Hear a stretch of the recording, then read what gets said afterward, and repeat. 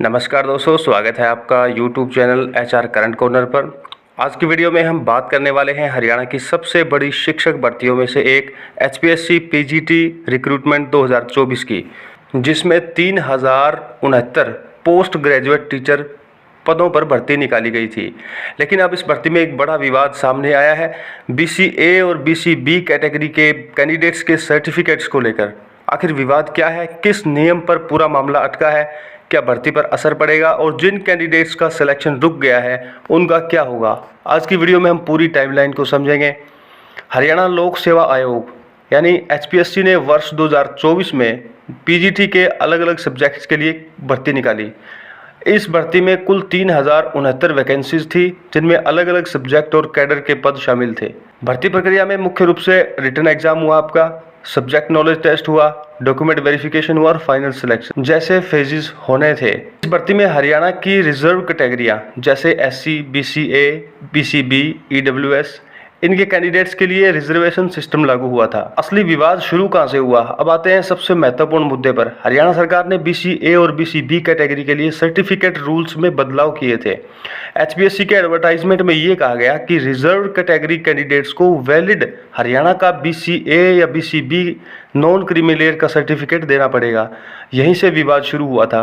कुछ कैंडिडेट्स का ये कहना था कि हमारे पास पहले से BC सर्टिफिकेट है, हमने उसी आधार पर अप्लाई किया था, लेकिन अब नए फॉर्मेट या नई कंडीशन के कारण हमें रिजेक्ट किया जा रहा है।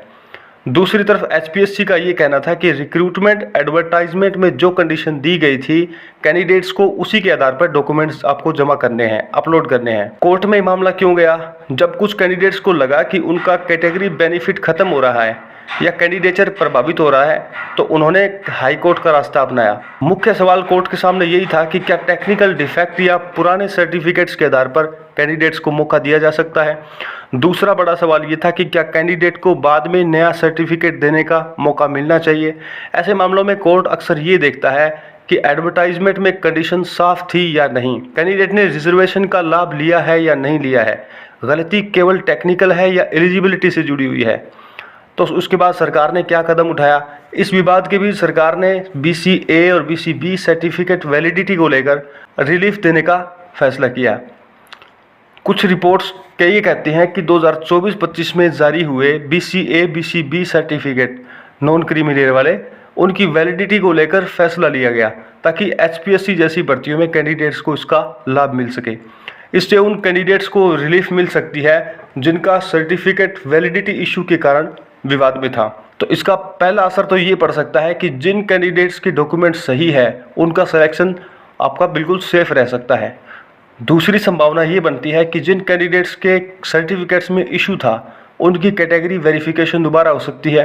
तीसरी सिचुएशन ये बन सकती है कि अगर कुछ कैंडिडेट्स को कोर्ट, सरकार से या कोर्ट से रिलीफ मिलती है तो मेरिट लिस्ट या वेटिंग लिस्ट में कुछ बदलाव हो सकता है। लेकिन इसका मतलब ये नहीं कि पूरी 3000 पोस्ट की भर्ती दोबारा होगी, ऐसा कुछ नहीं होने वाला।